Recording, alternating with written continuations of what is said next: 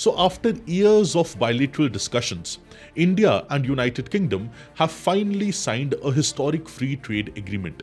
Now, while India is the fifth largest economy in the whole world, United Kingdom is the sixth largest economy in the whole world. And it was few years back only when India surpassed United Kingdom to become the fifth largest economy.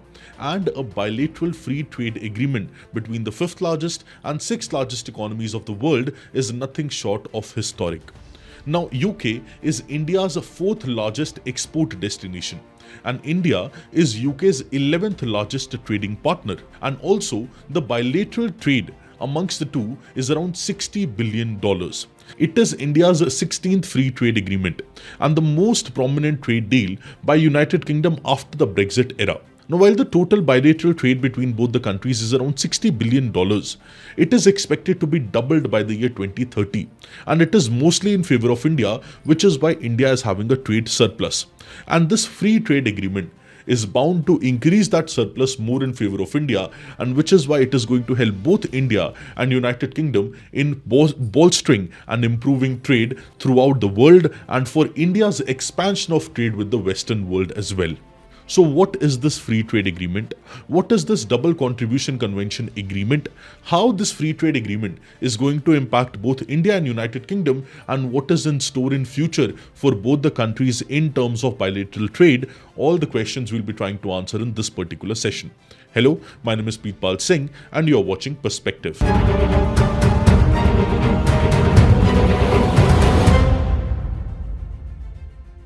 Now, when we talk about international trade, it is very vital for us to understand the term why. That is why international trade is important. See, international trade has been going on throughout the world, not now, but since the ancient times. During the time of Indus Valley civilization and Mesopotamian civilizations as well, trade was going on in the entire world.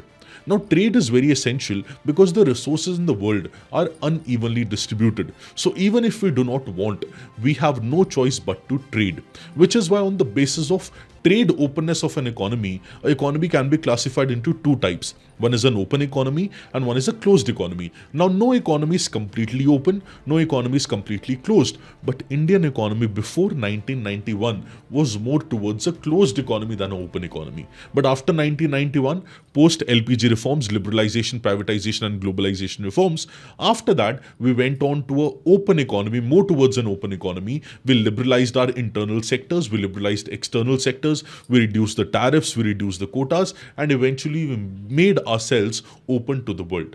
And few years after that, we signed the World Trade Organization, became a member of World Trade Organization as well. Now, because of this, we need to understand that trade plays a very vital role in improving the economy of a country. Because if you see how GDP is calculated, GDP through expenditure method is having four components. One is consumption, one is investment, one is government expenditure, and one is exports minus imports, that is net exports. So which means external sector net exports, if they grow, the GDP of a country also grows. So trade is having a very direct relationship with the GDP growth of a country, with the economic growth of a nation. That is one thing. Now, other than that, improving the bilateral trade and the multilateral trade for a country goes very well for earning foreign exchange reserves as well, which helps an economy to maintain huge foreign exchange reserves and to have a balance of payment which is in surplus or is in control. While it is clear for us that international trade is very important and vital, one more thing is there, that most of the economists in the world, they believe that international trade in the world should be free and fair. But as all of you know, currently in the international arena as of now, international trade is not free. That means international trade is having a lot of barriers, which we call as barriers to trade. Now, those barriers to trade can be on the basis of tariffs or non-tariffs. Now, tariff means charging a tax while the trade is taking place, whether it be in the form of import duty, custom duty, or any other duties or any other taxes imposed on the imports for a country. Now, in this scenario, when most of the countries are imposing tariffs or non-tariff restrictions on trade, free trade agreement becomes very, very prominent. because most of the economies have imposed tariffs or non-tariff restrictions on the countries. In this scenario, if we have a bilateral trade agreement, which is a free trade agreement with a country, it ensures that both the countries bilaterally reduce the number of tariffs, reduce the amount of tariff and the percentage of tariff on each other very comprehensively and to a very great extent, which means it can be around 90 to 95% of reduction of tariff, and in some cases it can be even 100% reduction of the tariffs, which means zero tariff on international trade between the two nations. That is why free trade agreement is very, very vital. It is very, very important. So formally speaking, free trade agreement is a trade agreement between the two countries which is aiming to reduce or eliminate custom duties or trade barriers on the goods and services traded amongst the both nations. That is what your free trade agreement means. And there is one more trade agreement, that is preferential trade agreement. Now, preferential trade agreement is only for certain goods, but free trade agreement is a very comprehensive trade agreement, which is on most of the goods and most of the services. And the objectives of this free trade agreement is definitely to reduce the non-tariff barriers, the tariff barriers, and also promotion of service and investments among the nations. And this is the same FTA which India and United Kingdom have recently signed. So now we understood the importance. Now let us try to understand the intricacies of the free trade agreement and what are the different parts of FTA between India and United Kingdom. So the most important part of this free trade agreement for India is that this FTA is going to grant a zero duty access to 99% of Indian exports to the United Kingdom. It can be in the sectors of textile, in the sectors of apparel, leather, footwear, in the sectors of marine products, sports goods, toys, gems and jewelries, engineering goods, organic chemicals, and a lot of other products as well. Also, the automobile tariff between the countries have been cut to 10%. Earlier, it was around 100%, and it has been cut to 10% under a quota. And also, in order to promote labor mobility between the nations, additional 100 annual visas for Indian professionals have been approved specifically for IT and healthcare sector, which is to improve the labor mobility between both the nations. So this is also a part of the free trade agreement. And alongside this, we have also signed a double contribution convention agreement. Now, what is this double contribution convention agreement? Simply understanding, it is a social security agreement, which simply means that Indian citizens who are going to UK on a temporary basis for working, so Indian workers in UK which are working on a temporary basis, that means less than 3 years, they don't have to have a social security in both the countries. If they have social security in just one of the countries, that is insurance in one of the countries, that would suffice. Which means the problem of double social security by the workers who have been working in United Kingdom going from India to UK and on a temporary basis, this problem has been solved. So it simply means that the professional in both the countries are not forced to pay national insurance or social security contributions in both the countries. If they pay it in one of the countries, it would work, it would suffice. That is your double contribution convention agreement, which is also a social security agreement. Now, if you have to understand the timeline of FTA negotiations between India and UK, it actually started in May of 2021. When Prime Minister of India Narendra Modi ji and Prime Minister of United Kingdom Boris Johnson launched an enhanced trade partnership ETP, which formed as a roadmap for comprehensive and balanced free trade agreement negotiations between the countries. Now, from January 2022 to January 2025, in the span of these 3 years, 14 round of talks, 14 round of FTA negotiations were held between India and UK's officials. However, for a brief period of time during the March of 2024, there was a bit of pause between the negotiations because of general elections in India and UK. But after that, again the talks resumed, and by this year, the talks concluded, and by May 6th of 2025, India and UK announced a free trade agreement between the countries. If we talk about this FTA's impact on India, it is definitely going to boost India's exports to United Kingdom. And a lot of sectors in our country, especially the manufacturing sector, the textile sector, the apparel sector, the gems and jewelry sector, and different other sectors are going to get a boost. So domestic manufacturing in India is going to increase, and also the trade of India is going to increase, which might increase India's GDP as well. So it is having a direct linkage with India's GDP growth, which is why recently there have been talks that by the end of 2025, India will become the fourth largest economy in the world.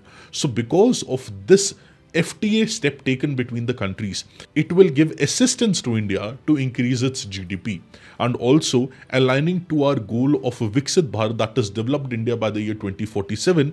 This is going to play a very vital role in that as well. Now, one more important thing which it will do with respect to India is it will pave a way for India's free trade agreement with different other Western countries as well, especially the FTA negotiation of India, which has been going on with the European Union since a long time. Also, different other nations like India's FTA with the different countries like United States or different other countries as well, it is going to bolster that, it is going to give an impetus to that. Alongside this, as I discussed about the social security arrangement between the countries, workforce mobility between the countries is going to increase. Because now for the workers, it will be easy to get social security in just one of the countries and not in both the countries, which will ease their load a lot. Also, alongside that, we have also taken into account the protection of our certain sensitive sectors as well, which is why we have not included certain sectors in the FTA, like dairy, like apples, or certain agricultural items for the tariff cuts. So while we have promoted the domestic manufacturing in a lot of sectors, we have also helped, or we have also protected certain sensitive sectors of our economy as well. So which is why India is going to have a very holistic positive impact based on this free trade agreement signed between India and UK. Now, if we talk about United Kingdom, which is the sixth largest economy, having a FTA with the fifth largest economy is a humongous deal. Now, India, as you all know, it's a very big market, 1.4 billion people's market. So opening access of United Kingdom's goods and services to India's market is a very big deal. So now United Kingdom's manufacturing sector is also going to get a boost. And United Kingdom's goods, especially alcohol industry, manufacturing industry, automobile industry, they can come to India, they can enter India with a very lower tariff or zero tariff to an extent. Also, legal and financial services of United Kingdom can enter into India because of India's young and digitally savvy consumer base, with opportunities for British technology, British research and development, education and professional services entering into India. So in this way, we are opening our 1.4 billion people's market for United Kingdom with this free trade agreement. Alongside this as well, it is an opportunity for UK to expand itself after the post-Brexit era. Because after Brexit, United Kingdom's trade deal with the different other nations have become very vital. For UK to survive, international trade is very, very important and very, very critical, which is why this FTA is a very good way forward in this direction. Also, alongside this, since UK's population is aging, it provides an opportunity to United Kingdom, while India's workforce, young, diverse and skilled workforce, can enter into United Kingdom to cover that skill gap in United Kingdom, or cover that labor gap which is existing in the United Kingdom. So in this way, this helps United Kingdom as a country, as a nation as well. And it might help in increasing the GDP of United Kingdom as well, which is not growing at a very good pace. So if we look at things into perspective, in an overall comprehensive way, this free trade agreement is a win-win situation both for India and for United Kingdom as well.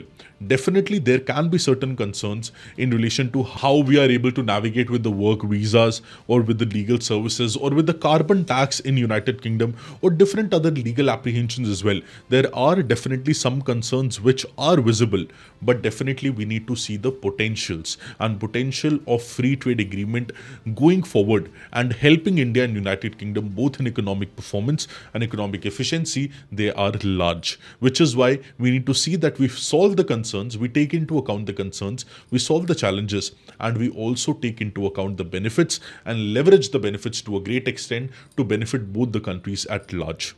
I hope you gained a new perspective from this session. All the very best and have a beautiful day. Thank you.